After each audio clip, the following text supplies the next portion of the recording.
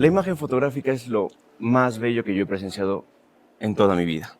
Esa conjunción de arte y ciencia que se plasma sobre una copia argéntica, para mí es una maravilla y que toda persona que está interesada en la fotografía debería en algún momento de su vida presenciar.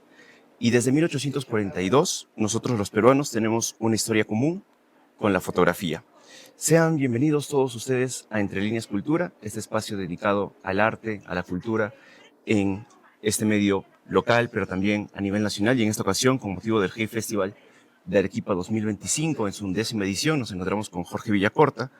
Y bueno, bienvenido Jorge a este espacio. Muchas gracias, Mauricio. Me gustaría comenzar hablando un poco de historia. Yo creo que hablar de fotografía en Perú y sus orígenes nos lleva inevitablemente a Maximiliano Danti y su llegada con el daguerrotipo. Sí. ¿De qué manera conocer nuestros orígenes es importante para poder entender nuestro presente? Bueno, es importante, ¿por qué? Porque permite entender que Lima en 1842 estaba muy fuertemente conectada con el resto del mundo en este horizonte de modernidad que la fotografía empezaba a perfilar en el mundo occidental. Incluso se dice que en 1842 la fotografía llega a Lima antes que a Berlín, en Alemania, ¿sí? Entonces, estamos en una situación muy particular de eh, un ingreso al mundo moderno a través de la difusión de un medio que es emblemático de la modernidad. Esta historia que comienza en el siglo XIX a mediados y se extiende hasta nuestros días, tiene ciertos picos, por así decirlo, y uno de ellos es, pues, obviamente la relevancia que tiene Martín Chambi como exponente. A mí me da la sensación de que al ser el más conocido y cuando se habla de fotografía siempre se le menciona, y además de él hay muchos otros fotógrafos de una escuela cusqueña que surgió muy paralela a él y también previamente. ¿Por qué Chambi tiene esta característica o esta aura de máximo exponente? Porque Chambi entendió claramente y lo aprendió de su maestro Maximiliano Telésforo Vargas, gran fotógrafo arequipeño, que la fotografía es un arte y que también a partir del estudio fotográfico es una empresa. Esa conjunción entre artista y empresario es el modelo que Martín Chambi lleva de Arequipa al Cusco. En términos exactos, si se quiere, Martín Chambi es la culminación de lo que podría llamarse la Escuela Fotográfica de Arequipa, trasladada al Cusco. Todo lo que hace Martín Chambi en términos de estructuración de su estudio fotográfico y de su proyección como empresario en torno a la fotografía es aprendida de su maestro Maximiliano Telésforo Vargas. ¿Y hasta qué punto el hecho de que la familia de Chambi tuviera también esta proyección respecto al trabajo de Martín hizo que tuviera el posicionamiento que tiene hoy en día? Eso es clave, porque lo que ocurre es que muy tempranamente el gran fotógrafo estadounidense Edward Rani, que era un joven en Cusco, entra en contacto con Víctor Chambi, el hijo mayor de Martín Chambi, en el año 1975, incluso antes. Y Edward Rani, sí, antes, a fines de los 60 o a partir de mediados de los 60. ¿Por qué? Porque Edward se acuerda perfectamente de Martín Chambi como un señor mayor vestido siempre de terno que estaba presente en las reuniones que se hacían dentro de lo que había sido su estudio fotográfico, pero él ya no fotografiaba. Lo que ocurre es que con Chambi, digamos, el estudio y difusión de su fotografía, gracias a Edward Rani y gracias a la tenacidad de Víctor Chambi, que convence a Edward Rani de interesarse y difundir la obra de su padre, hay 50 años de trabajo en torno a un archivo, eh, cosa que no puede decirse de lo que ocurre con el archivo de los hermanos Vargas. Y creo que es muy importante señalar que los hermanos Vargas, probablemente en justicia, deberían ser reconocidos como los grandes fotógrafos artistas de la historia de la fotografía peruana. Pero los estudios en torno a la fotografía de los hermanos Vargas están en sus inicios recién. Me parece interesante esta perspectiva de hablar de una escuela. Cuando hablamos de una escuela artística nos viene a la mente características comunes, la enseñanza, ya sea académica o empírica, de maestro-alumno. ¿Cuáles son estos indicios que nos hacen pensar que distintos fotógrafos que por ejemplo podemos ver en la exposición de ellas, del Congreso de la Lengua, por Adelma Benavente, curada por ella, para pensar en que hay una escuela fotográfica cusqueña? Y yo quisiera decir que es importante recordar que la palabra Escuela Cusqueña de Fotografía fue acuñada por Pablo Macera, el historiador. Y el historiador Pablo Macera lo que hizo fue tomar la denominación que se tenía de Escuela Cusqueña de Pintura, Ujú. referente a lo que se produjo pictóricamente en el periodo virreinal. Eso lo aplicó a este conjunto de fotógrafos que son muy disímiles y que en realidad no constituyen una escuela, eh, por lo menos no a ojos vistas. Y yo lo que quisiera más bien señalar que con respecto a la fotografía arequipeña sí se puede señalar, al menos esto es algo que hemos estudiado con el doctor Andrés Garay Ujú. durante 22 años, sí hay una filiación clara, tanto de Max T. Vargas con los hermanos Vargas y con Martín Chambi primero a la vez, y luego de Martín Chambi con los hermanos Vargas los últimos 5 años de su estadía en Arequipa. Por otro lado, hay indicios fuertes, esto también lo hemos estudiado con Andrés Garay, que Emilio Díaz viene de Carlos Helt. Ujú. Entonces, acá podríamos llamar una escuela de la fotografía en Arequipa que se bifurca.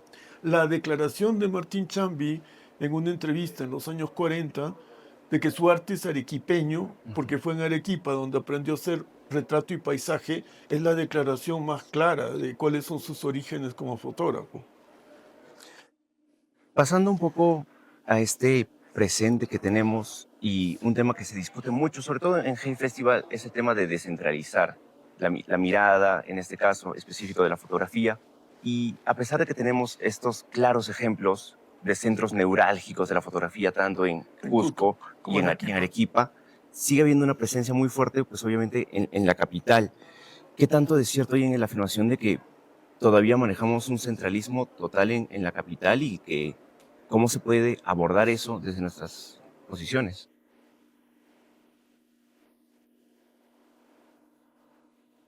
A ver, una cosa es que em,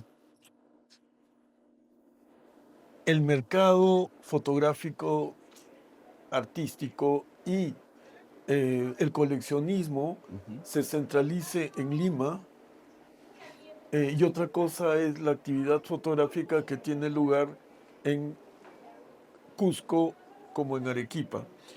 Eh, yo conozco fotógrafos en Arequipa, conozco algunos fotógrafos en Cusco. Lo que puedo decir es que eh, la actividad fotográfica es bastante exigua porque tampoco hay galerías comerciales Ujú. y los espacios institucionales no necesariamente presentan fotografía con la frecuencia deseada. Yo sé que la fotografía requiere una inversión de tiempo y dinero que no siempre se tiene y tal vez los fotógrafos y fotógrafas, tanto en Cusco como en Arequipa, no recurren lo suficiente al Ministerio de Cultura por los estímulos que se otorgan cada año. Y creo que es algo que deberían aprender a hacer. Eh, es posible que eso no ocurra, porque de otra manera yo no entendería eh, que tanto en Arequipa como Cusco no se den eventos fotográficos, ¿no?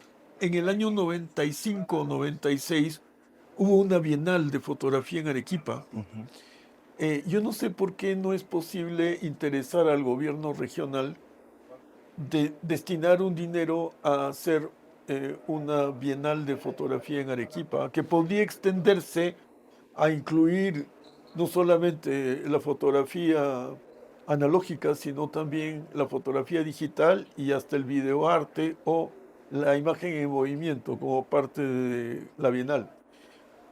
Yo creo que es una cuestión de este, insistir y también documentar, porque obviamente un gobierno regional es una especie de entidad, eh, digamos, en donde circunstancialmente se deciden temas que puedan desarrollarse como actividad cultural y no tienen el conocimiento suficiente. Entonces, si se documenta bien la fuerza de la fotografía en Arequipa, creo que podría la insistencia terminar por erosionar la piedra, la roca, ¿no?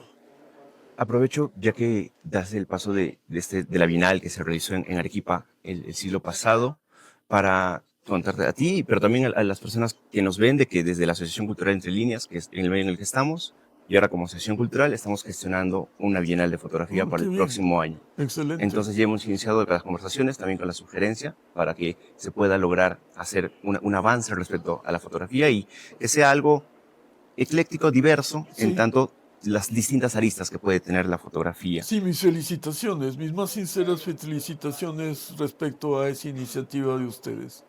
Te comento también de que soy docente y hacemos, junto con Conrado Aguilar y distintos docentes, lo que es la Escuela de Fotografía Arequipeña. Y en ese sentido, nosotros creemos en la enseñanza de la fotografía analógica. Y es que en una entrevista, en un video, te escuché decir que la fotografía analógica es satisfactoria y ambiciosa, más que la fotografía digital, es más ambiciosa y más satisfactoria. ¿Por qué es importante que se enseñe esta fotografía a los nuevos fotógrafos más allá del digital y pasar a lo argéntico, la copia a plata también? Yo creo que es por dos cosas. Una es porque la fotografía, voy a comenzar por el lado más fácil, ¿sí? En la fotografía digital acostumbra al fotógrafo o a la fotógrafo, a la fotógrafa, perdón.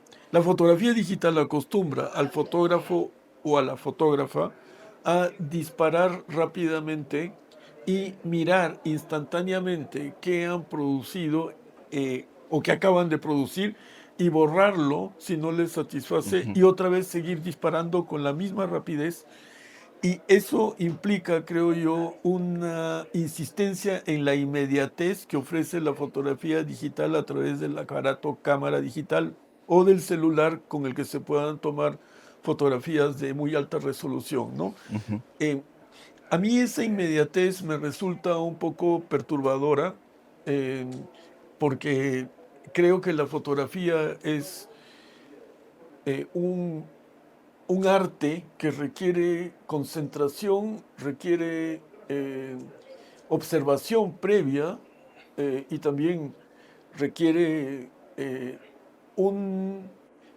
y esto lo subrayo, una visión estética.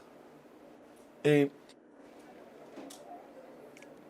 la fotografía en blanco y negro durante muchísimo tiempo ha sido el sumum de la fotografía artística. En Occidente lo fue hasta mediados de los años 70 del siglo pasado.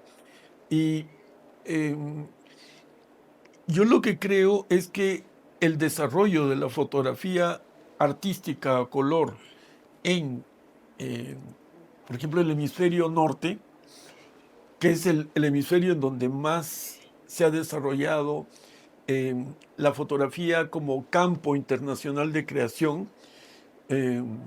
Hace mucho tiempo se señaló que existe la fotografía europea, la fotografía estadounidense y la fotografía Ujú. japonesa como tres fotografías muy poderosas en términos de creación. Yo creo que al surgir la fotografía a color, lo que han surgido han sido fotógrafos y fotógrafas que han inventado su propio color, porque cuando tú trabajas la fotografía a color, tú tienes que ser capaz de inventar tu propio color. De otra manera, tu fotografía se limita a lo que te ofrece el aparato digital con el que trabajas. Y creo que ese es un gran riesgo con la fotografía digital a color, porque no se cohesiona, no se consolida la visión estética. Toda visión estética que trabaje con la fotografía digital a color necesita por parte de quien hace las imágenes de una decisión acerca de su color, de, digamos, no me gusta usar el término de la paleta, porque eso nos remite a la pintura, y aunque yo veo vinculaciones fuertes entre fotografía y pintura en tiempos recientes, no me gusta tanto relacionarlas, pero yo creo que sí, a los fotógrafos y fotógrafas que trabajan con el color les falta profundizar en lo que es el color. Y en términos de la copia, sí se puede trabajar, obviamente, manipulando en la computadora a través de software adecuado, de tal manera a obtener el resultado que uno quiere, que muchas veces es lo que ocurre, pero aún así, si uno no tiene la visión estética con respecto al color, aun cuando uno manipule en la computadora para luego hacer la impresión digital, no es lo mismo. En la fotografía en blanco y negro, precisamente porque la tradición es tan larga en el tiempo, la exigencia con respecto al resultado en la copia es mucho más alta y hay mucho más gente que está capacitada para opinar respecto a una fotografía en blanco y negro. Eh, no tenemos una cultura de fotografía a color en el Perú aún. Y más aún analógica, ¿no? Que ya es un proceso complejo No, es que respecto. analógica yo te diría, Mauricio, que hace mucho que ya nadie tiene los químicos para hacer fotografía color analógica. No sé si en Arequipa los tienen. No, no hay de hecho. Sí, todo se circunscribe a la digital. Ujú. Me has abierto muchas aristas. Allí, por ejemplo, lo que es estos términos de fotografía norteamericana, europea, japonesa. Y aunque esta es una pregunta que después vamos a tener también una entrevista con Alejandro Sí, Castellote, también te la quiero hacer a ti y es, ¿podemos hablar de una fotografía hispanoamericana o algo que nos una en torno a ello? eh, tú estás tocando un punto que me ha tenido completamente embobado durante ya más de una década. Yo lo que encuentro es que voy a ser bien drástico, ¿ya? Lo que encuentro es que hay una fotografía que es esencialmente del Pacífico eh, y hay una fotografía que es del Atlántico. Pero dentro de la fotografía del Atlántico, los auténticamente experimentales en fotografía y los que han logrado consolidar en distintas formas una poética fotográfica son los brasileños. O sea, los brasileños son dentro de América del Sur Ujú. un continente aparte y esencialmente por sus fotoclubes que datan desde los años 30, me parece fines de los 30, y que duran hasta los 60, y también por la influencia de los europeos que vienen al Brasil y del arte europeo que comienza a llegar al medio cultural brasileño desde la creación de la Bienal de Sao Paulo en 1951. Eso los hace completamente apartes. Existe, si se quiere, y acá me matarían los uruguayos y los argentinos, una especie de lo que podríamos llamar eh, mm, alimentación a partir de tanto la presencia con el retorno de Joaquín Torres García, el gran artista uruguayo, a Montevideo, Ujú. un desarrollo de arte geométrico dentro del cual se encuentra la fotografía, pero es completamente distinta a la fotografía modernista brasileña con su experimentación en geometría. Lo que ocurre es que en, si bien en Argentina la fotografía de registro y la fotografía documental es una rama importante o una raíz importante, según como uno quiera verla, eh, creo que la existencia de una fotografía abstracta geométrica es también importante y eh, podría uno decir que en Argentina y en Uruguay se hace un equilibrio entre las dos. Para lo que se refiere a Venezuela y Colombia, se dan de formas distintas una fotografía urbana muy potente y al mismo tiempo, sobre todo en el caso de Colombia, una fotografía con una tendencia abstracta que es minoritaria, pero es muy potente, muy distinta a la modernista brasileña, que es esencialmente geométrica. En Ecuador, Perú, Bolivia y Chile, el, el linaje es otro. El linaje es esencialmente una fotografía de registro de territorio y una fotografía que por otro lado está muy fuertemente producida sobre el eje de los géneros de la pintura, lo que podríamos llamar eh, retrato, paisaje eh, y también eh, excepcionalmente, y en este caso es excepcional para los años 20 y comienzos de los 30, no importa dónde en América del Sur, la fotografía de los Vargas. La fotografía de Chambi es particularmente trascendental y en esta época se reconoce con más fuerza todavía. ¿Por qué? Porque es un fotógrafo indígena quechohablante que se ha formado en una técnica occidental y que desarrolla una práctica estética que va más allá de lo que puede uno esperar de cualquier fotografía de registro. Es decir, a ver, yo admiro profundamente a los Vargas. Considero que, como te dije hace un instante, son los fotógrafos artistas de estirpe más importantes de la fotografía peruana, pero el retrato del prefecto Julio Gadea y su novia en la famosa foto de Martín Chambi Sí. es la obra maestra que los Vargas no hicieron, pero que está hecha completamente en el molde de los Vargas. Vargas. Sí, eso es una situación excepcional. Lo que es maravilloso de los Vargas son los nocturnos. Y Sí. los nocturnos merecen ser estudiados como un logro estético mayúsculo en la fotografía del continente, porque en la misma época no hay ese Nada tipo de similar. imagen en el mundo estadounidense. Es importantísimo este, tener presente esto que estamos hablando, porque tanto en Ecuador como Perú, como Bolivia, como Chile, mucha de la fotografía viene de extranjeros que fotografían con intenciones extractivistas. Y si bien hubo esa misma intención en Brasil a fines del siglo XIX, de principios del siglo XX, todo se transforma en Brasil a partir de los fotoclubes y de la Bienal Ujú. de Sao Paulo. Entonces yo no sé si el mapa está completo, pero para América del Sur Sí. es así como lo veo. Me interesa esta perspectiva en la cual muchas veces la fotografía, por su propia naturaleza, tiene este factor de ser leído con las reglas del pictorialismo o de la pintura.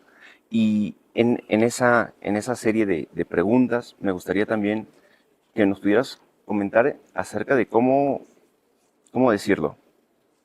Para leer pintura, las personas del común sienten que hace falta mucha especialización, pero para la fotografía pareciera que no. Y por eso mismo siento yo de que la fotografía histórica, sobre todo, está muy bien valorada en nuestro país por encima de propuestas más artísticas o experimentales. Yo lo que te contestaría sería lo siguiente. Nosotros no tenemos forma de conocer la estética en su plenitud, lograda por los hermanos Vargas a partir de las copias modernas que se hacen de sus negativos. Porque los hermanos Vargas, en el caso de los nocturnos, eligieron hacer copias muchas veces muy trabajadas en un mundo de posibilidades ligadas a lo que heredaron del pictorialismo, pero llevaban en otra dirección. Ujú. Entonces, nuestra aproximación a la estética de los Vargas, hasta que no reunamos suficientes ejemplos de su fotografía copiada por ellos mismos con digamos, tinciones y también las iluminaciones que hacían y también el uso de los químicos con los cuales ellos viraban las imágenes, además de las aplicaciones conocidas como el bromolio y otras, Ujú. hasta que no reunamos suficientes ejemplos de esas imágenes incunables de los Vargas, no vamos a poder entender su estética completamente. Entonces, yo lo que te diría es que en este momento estamos en una suerte de interregno en donde nos acercamos a artistas como los Vargas, que son probablemente los que mejor conocían las tendencias artísticas de su tiempo, más incluso que Martín Chambi, definitivamente, eh, porque no estamos viendo ejemplos suyos de Ujú. época. Eh, el mundo de la fotografía a partir de copias modernas nos introduce en un terreno que es resbaloso, porque es Ujú. como querer entender logros artísticos a partir de rayos X de un cuadro. Y yo lo pondría así. Sí. Eh, ahora, eh, yo te diría otra cosa. Para mí, con respecto a la pintura, el elemento que al menos en la pintura occidental más comunica es el color. Y sobre todo después de los impresionistas, con los postimpresionistas y también con aquellos artistas singulares como el puntillista Georges Seurat. ¿Por qué? Porque el color se vuelve protagónico y al volverse protagónico, el color comunica desde que uno entra y se coloca frente a la tela, a la pintura misma. Claro, hay pinturas del barroco, creo que el ejemplo más fantástico es Las Meninas de Velázquez, en donde uno entra dentro del espacio que el pintor construye porque todos están mirando hacia la posición que uno toma frente a la pintura. Por eso es que innumerables analistas se han referido a las Meninas como la suma teológica de la pintura occidental. Pero eh, en Rembrandt también hay ese tipo de situación en donde todos parecen centrar desde la pintura su atención sobre la persona que está observando la pintura. Y eso es creo yo, un dispositivo del barroco. Pero en términos de lo que es más reciente, que sería fines del siglo XIX, eh, y te diría yo hasta los expresionistas abstractos, el color es crucial. Entonces el color comunica más allá de lo que podríamos decir, lo que la pintura permite leer en ella. Comunica porque la emoción del espectador, del observador, está encendida por el color. Yo no sé si tú has visto el cuadro del prendimiento de Cristo en Getsemaní del Greco que se llama el Mm. expolio. Allí la túnica roja de Cristo es el elemento dominante. ¿Por qué le puso el Greco una túnica roja a Cristo? Es una pregunta inmensa y yo creo que es una solución que da un pintor a una necesidad de comunicar más allá de la escena del Nuevo Testamento que está representando. La verdad que yo podría hablar de foto y de arte todas las 24 horas del día. Sobre todo, yo siento que nos ha faltado hablar sobre, por ejemplo, Max Telesforo Vargas, sobre Emilio Díaz y ahondar.